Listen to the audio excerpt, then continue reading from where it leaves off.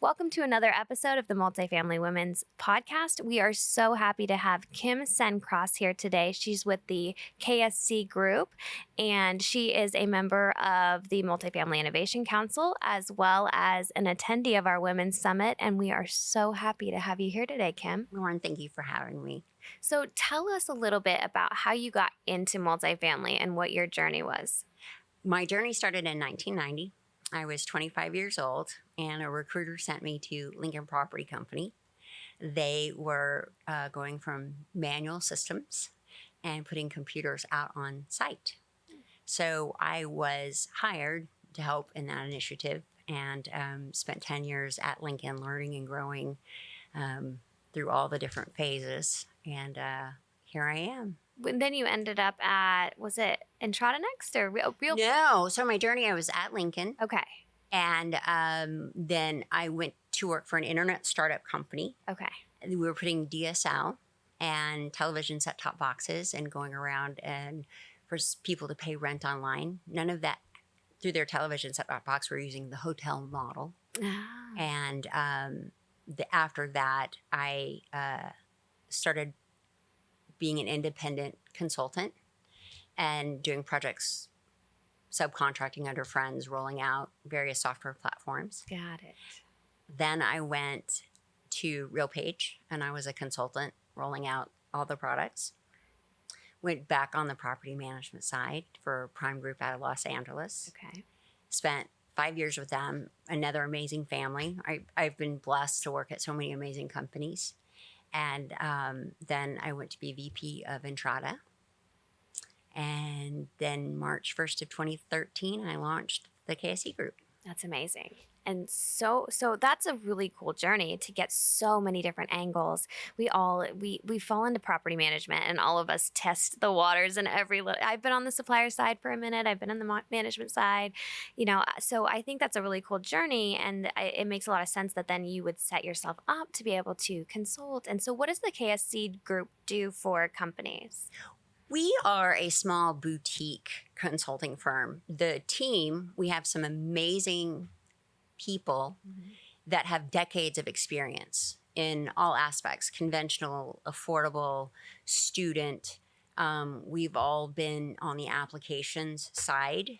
And so it's almost like cloning yourself. And we've come together and we are an outsource for business applications for various companies. And our companies range in size from they might have one property. They might be taking management in-house. Smaller management companies who don't have an IT team. So we offer as a core frame consulting, best practices, policies and procedures, change management, product implementation. And because we have a vast experience, it is most of any of the software platforms that are available as a major PMC, plus any add-on services. Then there is our managed services, which is support. We can do frontline support or back up your support team. So we have a conversation and determine what they need. Special projects can range anywhere from I need somebody to change all my document management settings, or I need somebody to add this one item in monthly schedule billing. Data conversions, it's now called, I think, property onboarding. We're very quick, very agile, and we can convert most platforms that are available. We get them done in 3 days or less. And then the last thing is training, which is actually evolving into more coaching because you're training with me. Yeah. And I have found that success is breaking it up into 2 to 3 hour,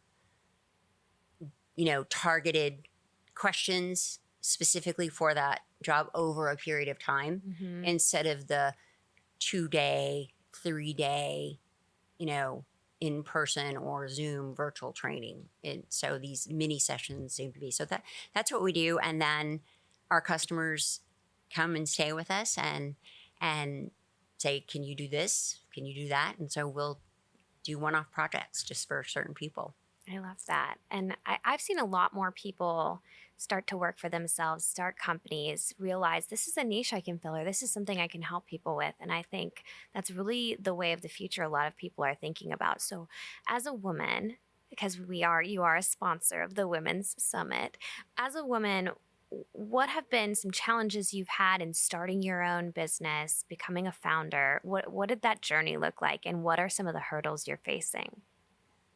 I did not come into the business knowing how to necessarily run a business. Mm. And I always believe in trusted advisors. I called people in the industry that I know, like, and trust and spoke to them and got great advice. And then my older brother, ironically, told me to read, and I forget the author, E Myth Revisited. And it is about exactly that journey of you have a skill and now you're turning it into a form of income. And that's challenging. Hmm. The next hurdle was when a client said, I thought it was going to be me, myself, and I. And then I had a client say, you need to hire people because they were growing. Mm. And I was their main person. I did not know what that looked like. So then there's the hiring process, and then it is all the back end administration of payroll, various states, Yes. rules, regulations, constantly changing. Yeah. And growing into trying different things for different revenue streams.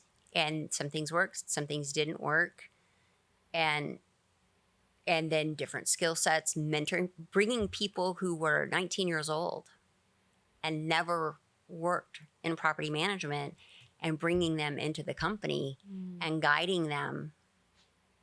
I started hiring people at the 2-year mark, and most of those people are still with me. Wow. So I feel like that's a blessing that these people are with you through the highs and the lows. Yeah.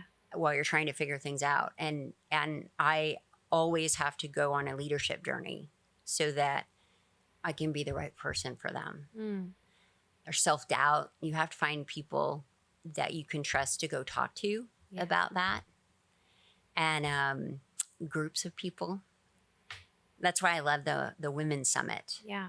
Because there's so many, I say, business network that you get, but also you form friendships and go to people that you can say, this is what I feel is going on in our industry. Agree, disagree, hash it out, whatever. Or network and send them business, or, and it's like a high school reunion when you get to see once a year those same faces showing up. Yeah. Or you run into them at another conference. Mm-hmm. Yeah. And So it's, I always look forward to the Women's Summit. yeah. I mean, it's such a good time to connect with like-minded people, and everyone has a story, right? In this industry, you get in and you just don't leave because I tell everybody that. I say, don't leave on bad terms. yeah. Because the people that I worked with foundationally at Lincoln that left, they went to other management companies and our paths crossed.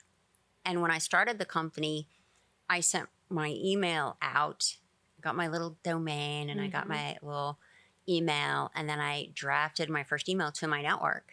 And all of the clients that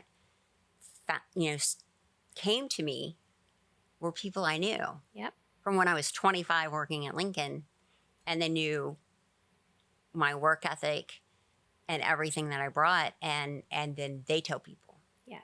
So I always tell people, and people who leave, I say, well, we'll see you again soon. Yeah. And they always come back. Oh yeah.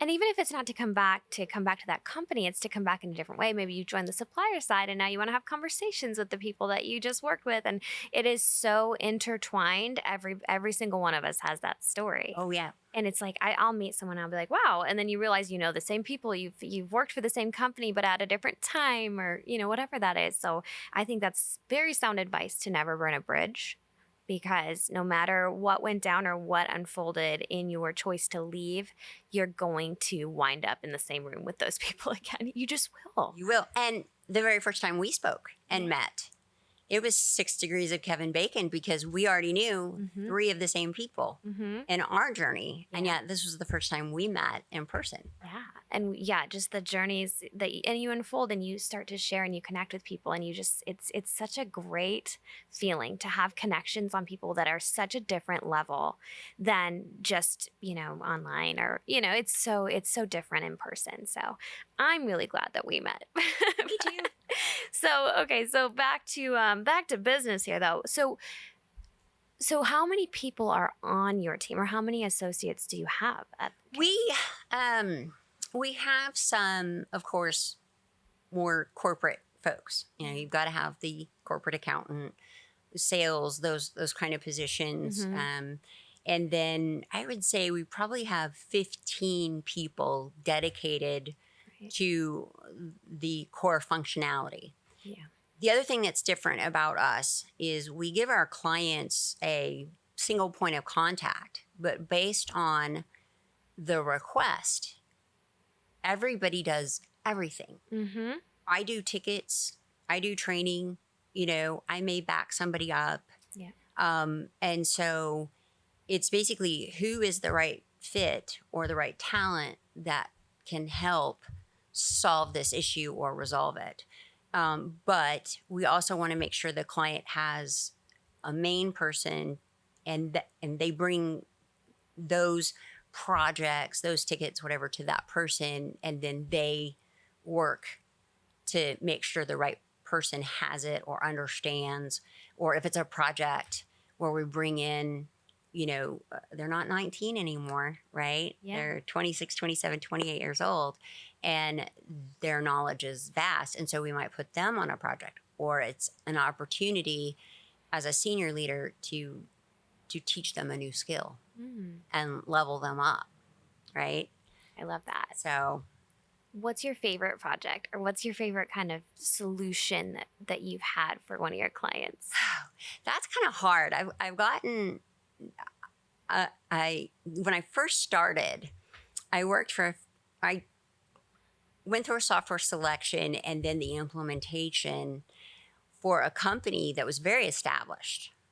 Okay. But they were able to continue to, in 2013, they were still able to run a DOS based product and had it down to a well oiled machine, but they couldn't gain new business because they weren't on the latest technology. So they were forced to change because they were appeared to be antiquated in our industry.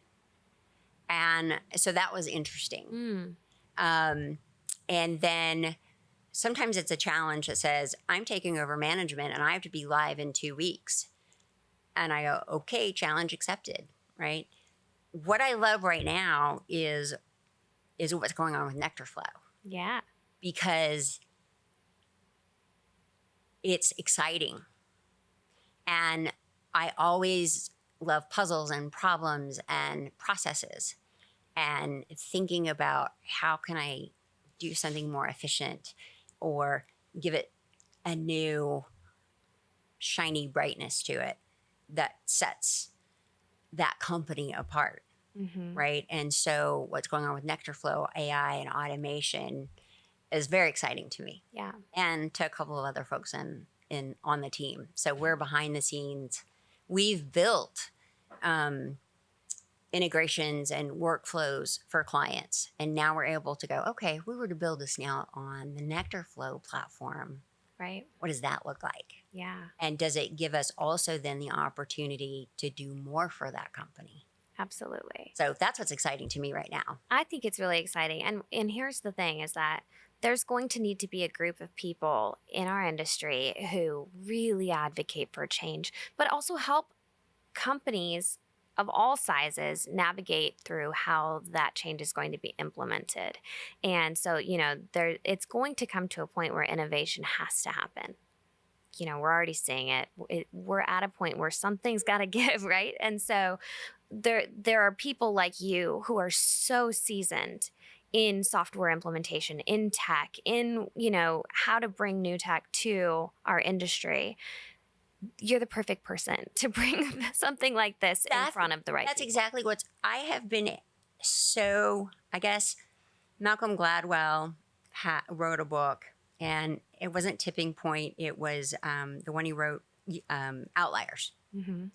And I loved it because he said sometimes you end up at the perfect spot that you can ride the waves through your career. Yeah. Because it happened, it didn't happen right before you, but it happened. And I feel like when I came to Lincoln, we were putting computers, and then I was a subject matter expert to help enhance software products. Mm. And then we came to the Windows world, and then we went to the internet. And then, so I've been able, and that's always exciting when something new comes, right? And yet we still have old challenges. Everybody wants some form of a business intelligence tool. Everybody wants their Monday morning report. Everybody, they're looking to dig into data, or how do I train in this environment? And how do I now work in a hybrid world? We've had a project where a company came to us and said, help us. We want to implement a 4-day work week for our company, only have people work 32 hours. How do we accomplish that? And it was looking at all the different aspects. So I said, we get these unique, fun projects like, oh, well, after they did it, I implemented it. We did a 4-day work week, or we did flex time. I love it. And I have to tell you, the employees came back to us and said that it's helped me so much with my stress level, my anxiety. I get those 3 days, but yet the work is still covered because I have a buddy. Yeah. They take off Monday, I take off Friday. Yeah. Yeah. So it's basically, sometimes the benefit is through efficiency, and I'm investigating AI. All of the different amazing software that's out there has a component of AI, but how does this AI work with this AI that works with this AI? Yeah. And and you're not replacing people, you're just making people more efficient because they become reviewers of data instead of key punch people. Absolutely. You're just taking the things that they don't want to do in their jobs and you're automating it. I call it reimagining. We're Yeah. just reimagining. Mhm. And that's the phase we're in. And that's what I love. It's And some people are really open to that idea. And some people go, no, I want that company to do it differently. And then I'll see how it works for follow. them, and then I'll adopt it. I'm like, okay. great. We'll show you how it's done. And I don't mind I'm putting that test in my own company. Yeah, yeah. And here's the thing. What's interesting is we did do a poll. So we did a webinar this morning we helped Nectarflow do a webinar this morning. And what they ended up, we polled the audience and we asked, are you scared? Are you excited about AI? And most people were excited. So that could be a bias that we have in and of itself, thinking that people are scared. Of course, change comes with discomfort, always. But I think more people are realizing that discomfort is where the magic's at. That's usually, instead of pulling back and saying, hey, I'm uncomfortable, it's time to pull back, people are now saying, I think that means I'm onto something, right? That discomfort, you're Yes. like, let's push forward, let's push through that, because I think that's when you're on the brink of innovation. I was at NAA and I had the chance to run into Bob Pinniger. Mm-hmm. And I asked him what he felt about AI in our industry. And I did tell him that I felt like educating our industry needed to be at the forefront. Mm-hmm. Because I don't know that people really knew which component of AI and how it worked. And also cybersecurity, some of the things that we haven't done before that we need to have in place. And alleviating fear of it, it's going to put me out of a job and things like that. But that education was core, because that's what people ask. How do I gain the knowledge, and what security measures, what safety nets do I have to have in place so that I don't add another liability? Yeah. And that's what we're working on at the KSC Group, is because we are trusted advisors and we want to help our industry the whole basis of starting the company was there was so much knowledge in my head and then in my team that we want to be available to give that knowledge to companies that would like to have that. Absolutely. And now we're in this new world and we want them not to be afraid. Yeah. And so we follow influencers, right? Or we test it out in certain ways. And so, I think that's a big talking point. I think it's huge. And here's what's interesting is that not making a choice is still making a choice. It is. And so these companies that think they can just stay out of that world, don't introduce AI, don't even talk about it. Your people have tools that they're using that are AI. Whether it's your using chat GPT or they're using these things. And so I worked for a company and what they did, they got us in a room. They were like, what tools? We are mandated to ask you what tools you are using that incorporate AI so that we can control this. And instead of the company being the one that's innovating and saying, look, these tools exist. Let's leverage this. Let's talk about, here's a workflow you do. What parts of this can you automate? What parts of this can you add AI to? Instead of the company taking those reins, they approached it in a more of a fearful aspect. And for me, it's like you innovate, right? Otherwise, no choice is still a choice. Your people are going to do it with or without you. I love to having tenure in the industry. It's a wave, right? Everybody they were fearful because we had PCs and we had servers and the software was installed within our walls. And now we're going to the cloud. And everybody, well, I won't say everybody, right? People didn't want that. Yeah. But now that's the standard. We introduce renter's insurance, mandatory renter's insurance. And if they don't have it, then we start charging. Oh, no, we can't do mandatory. And then all of a sudden a building burns down and, oh, we're doing mandatory. Right? And so you get a pushback. So what we experienced pre-COVID is, what were the technologies? Self-guided tours people were showing, being able to communicate with your residents, text, all different forms, right? Even saw a demo where they had programmed Alexa, to pay your rent and things like that. Yeah. Or the smart home technology. And then offices shut down. And we all work from home. That's the other perk. So we weren't impacted, but our clients came to us like, help, we don't know how to work remotely. Right. We don't know how to teach our offices to work remotely. We need to text our residents. And we said, your software already has it. Here's how you can do remote work. So we guided them. Or in the affordable world, they weren't ever allowed to do electronic signatures. And now they were. And so we created gaps.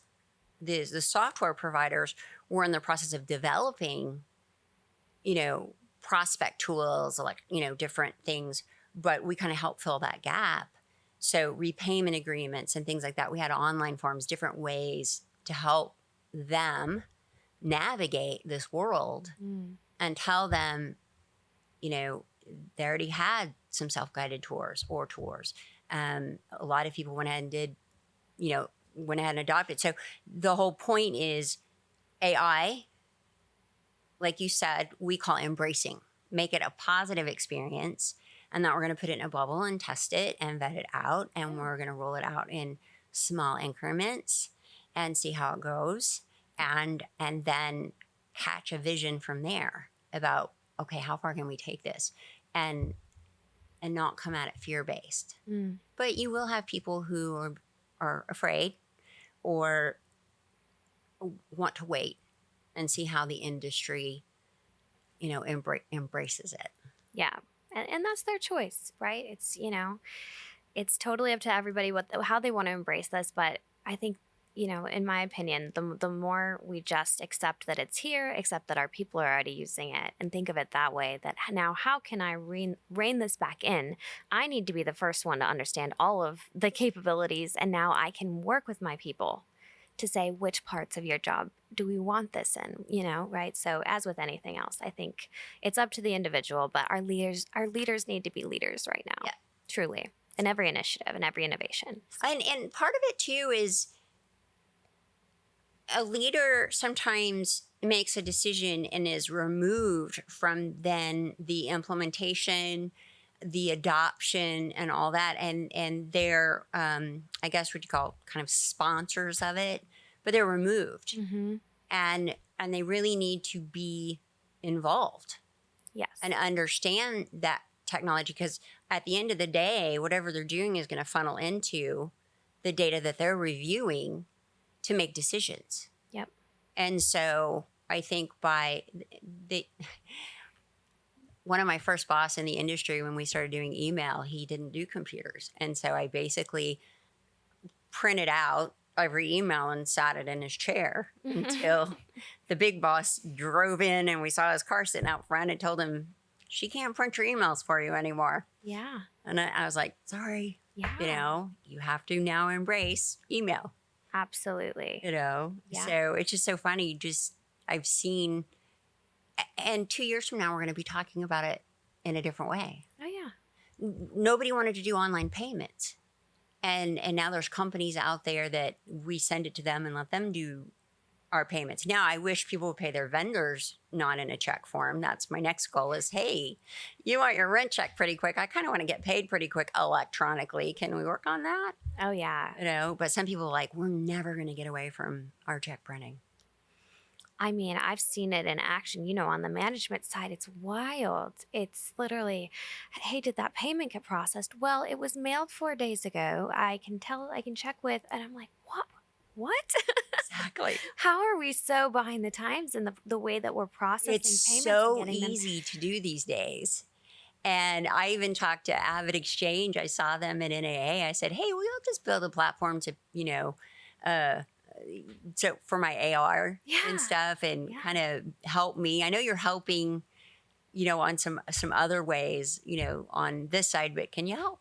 Can you help a brother out on my side or a sister out on my side? Yeah. And they're like, hey, that's a great idea. I was like, yeah, go do that for me. Every supplier in this industry is like, I hear you.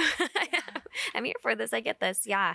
It's pretty wild. And I get that there's some complications in moving, property funds and then the management funds and then, who's actually paying who. And, there's some complication there, but it shouldn't be this. Here's my favorite story. It's like, my husband and I actually laugh at this because I understand that each property has its own bank account and needs to pay its own bills, right? And we send a corporate invoice and then they allocate it out.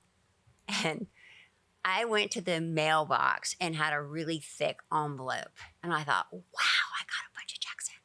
And I opened it up, $2.08, $2.10, $4.50. And I was like, one thing was 43 cents. I was like, the postage cost you more.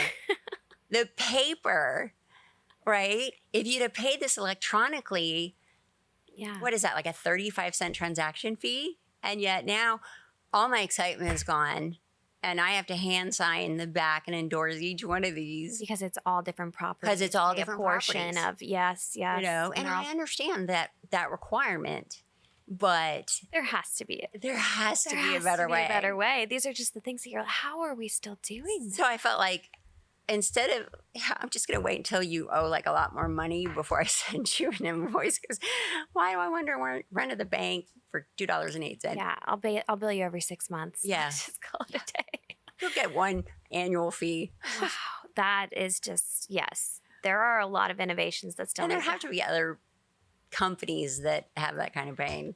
I guarantee I can't be alone. Yeah, no, everybody's feeling it. I mean, I've been on the management side. I've seen it. I've been on the supplier side. I've seen it. And there are things that you think about innovation and we're like, wow, but we are behind. We're behind. And so we need people like you. We need groups like you. We need groups like Nectarville. We need people to help guide leaders through these processes that are very outdated Right. Be their trusted advisor. Say, you know what, we're going to walk through this and we're going to have changes and it's going to be uncomfortable, but everybody's going to survive at the end of the day. Mm-hmm. And we're all going to make it through. No man left behind, or woman, or, and then you're going to see the power of the tool that you've just been given.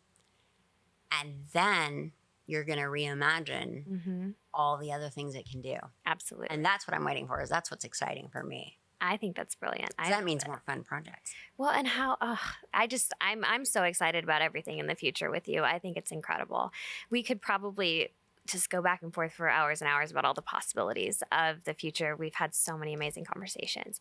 One of the things I do want to, so the KSC Group is sponsoring the Women's Summit, which Yes. is very exciting. We're so excited to have you there. You've been an attendee now for how many years? Beginning. Yeah. I first attended the Innovation Summit Okay. in 2019. The Women's Summit didn't exist. Mm-hmm.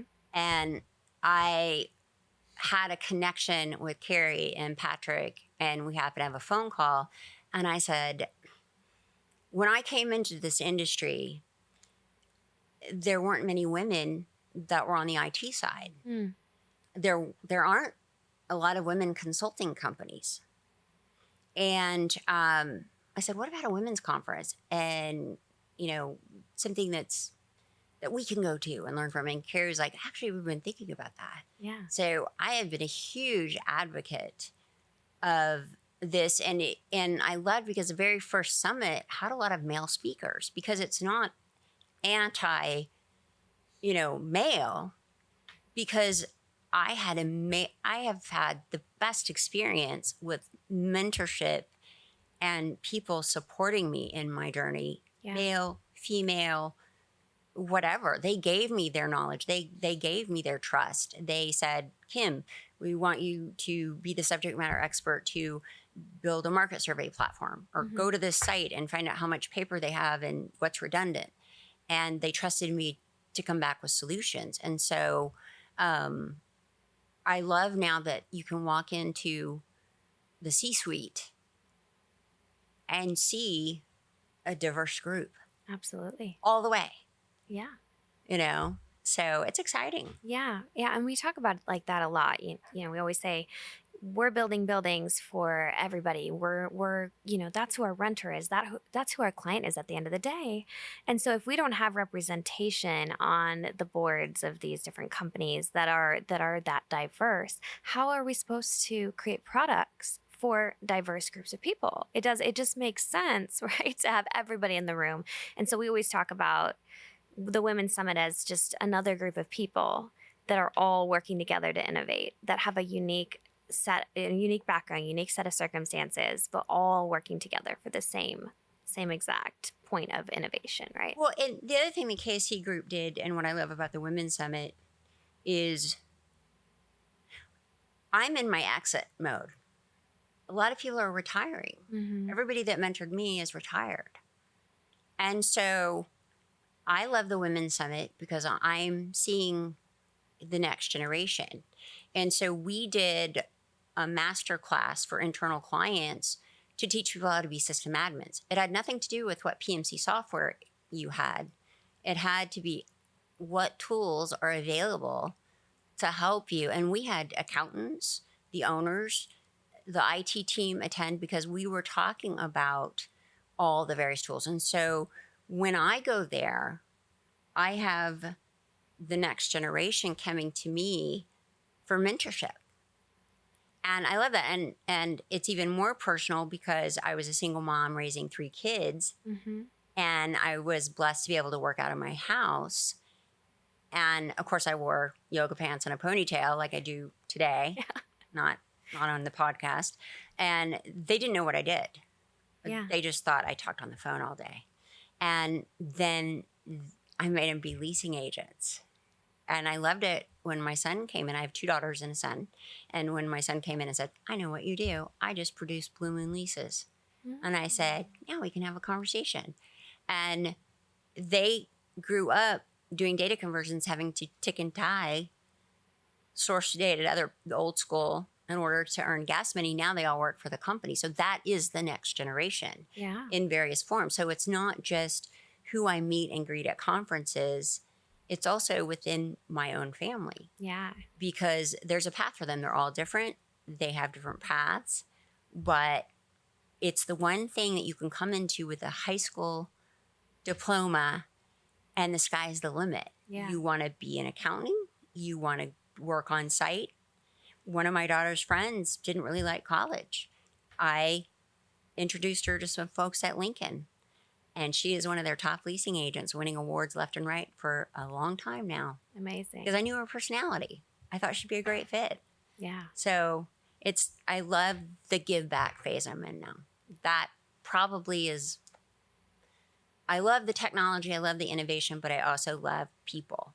Yeah. So I love to be able to answer questions, help you. I'm here for you. What do you need? Yeah. And you do such a good job with connection. I just, every person that, when I mention your name, they just light up. Oh, Right. I So appreciate you're just, that. I do love people. yeah. And you're so good at it. And so many, a lot of women have come to me since I've started this role that are in your phase of this, where they're starting, they didn't really have the social media to really put out there what they're doing. They had to work and they had to roll up their sleeves and make connections and call people and show up at their leasing offices. And right, you had to work hard. And a lot of women have come to me and said, I just feel like I don't want to prepare for retirement without having told my story, without giving back, without mentoring. Like, I'm not ready to just exit. I'm right there with them. I don't, my kids tease me like, are you really ever going to exit? Mm-hmm. I don't ever see me not doing something Yeah. because I don't have any hobbies and I'm a terrible cook. So I like to work, right? Yeah. It's what I love. But I do want to tell a story. There are stories to tell. There are, the women in my company that are doing this, they're like the younger generation we brought in, they didn't have to go through the rough times like I was a 24/7 person, Mm-hmm. right? I remember walking in with a 1-year-old, getting the phone call because the budget program didn't work.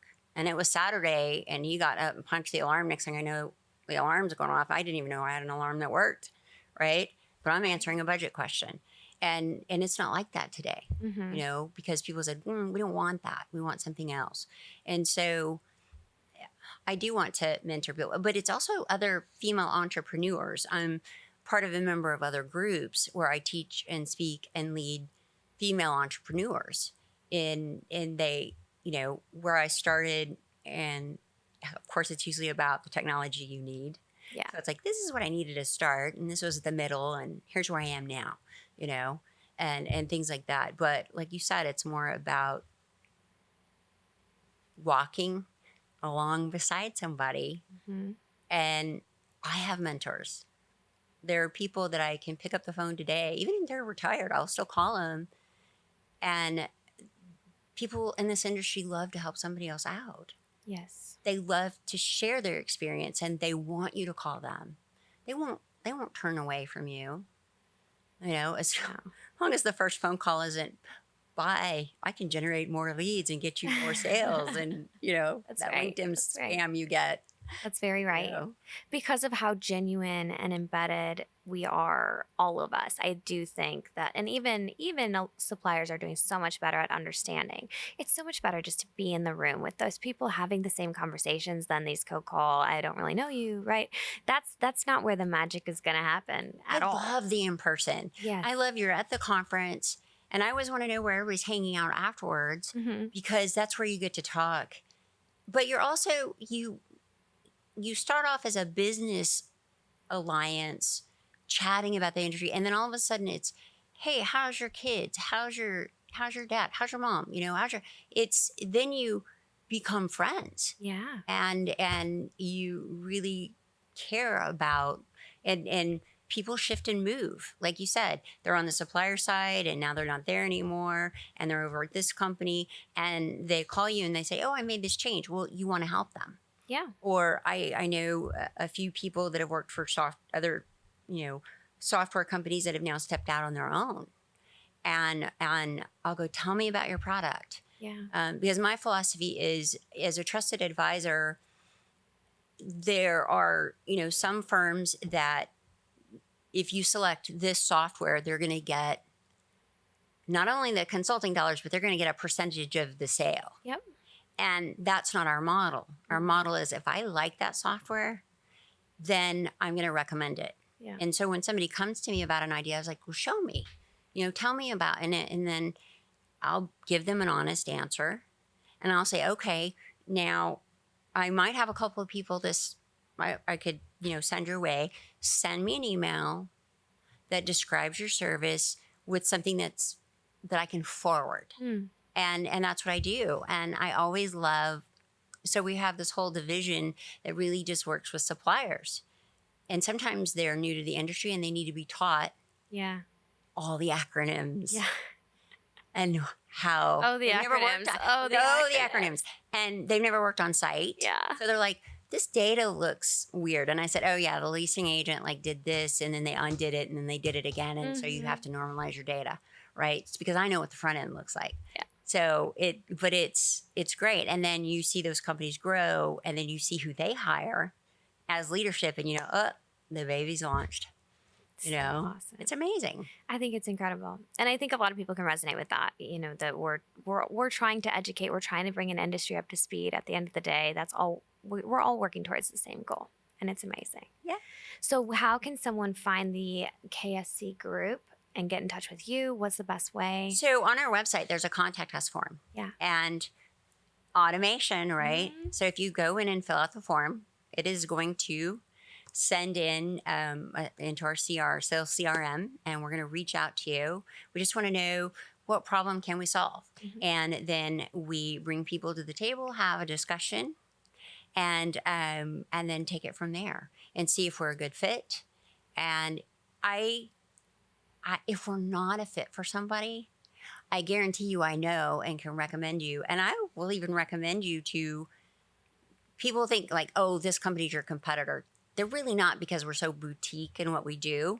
And I've said, I'm not a good fit for you, but I'm going to recommend you to this other company. And I know people being in this industry. I've worked with them. I know what they bring to the table. So I know when I pass them on that they're going to be in great hands, right? And I even love to see them at the conferences and give them hugs and see how they're doing, right? Awesome. So anyway, that's how you can start with us. And nothing is too small.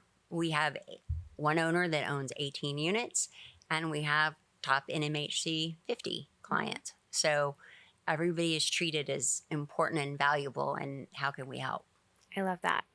So now you know how to reach Kim. And again, get your tickets for the summit on multifamilywomen.com, and we will see Kim there, and we hope to see you there too.